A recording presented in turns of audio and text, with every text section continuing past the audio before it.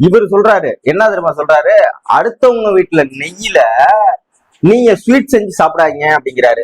Vijay bro, மறுபடியும் நாங்க பொதுநலன் கருதி பல விஷயத்த பேசாம இருக்கோம். இவங்க இப்ப நாங்கெல்லாம் அடுத்தவங்க வீட்டுல நெய்யில ஸ்வீட் செய்யறோமா அப்படிங்கிறது முக்கியம் இல்ல. வீட்டுல இருக்கிற ஸ்வீட்டை முதல்ல சாப்பிடணும் ப்ரோ. அதுக்கப்புறம் அடுத்த வீட்டுல இருக்கிற ஸ்வீட்ல போய் வாய வைக்கணும். எதை சொல்றோம்னு புரியுது இல்ல?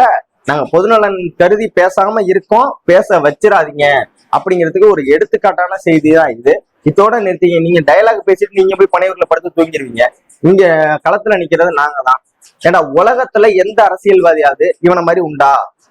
எதற்காக சொல்றோம்னா, இவர் ஒரு ஆள் தான் அங்கிருந்து காலைல கிளம்புவாரு, சேட்டர் பிளைட்ல தான் வருவாரு. சேட்டர் பிளைட்ல இறங்கி அந்த நிர்வாகிகள் கூட்டத்துக்கு போவாரு, போய் சந்திச்சுட்டு திரும்ப போயிட்டு சேட்டர் பிளைட்டை விட்டு போய் படுத்து தூங்கிடுவாரு.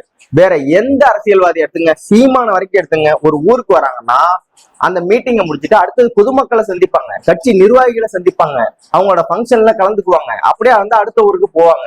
ஆனா இவரு இந்த தற்கொலை மட்டும்தான் உலகத்திலே மிகப்பெரிய அரசியல்வாதி, மிகப்பெரிய ஆளுமைன்னு தன்னைத்தானே சொல்லிக்கிட்டு நேரா வருவாரு, அந்த மீட்டிங்கை முடிப்பாரு.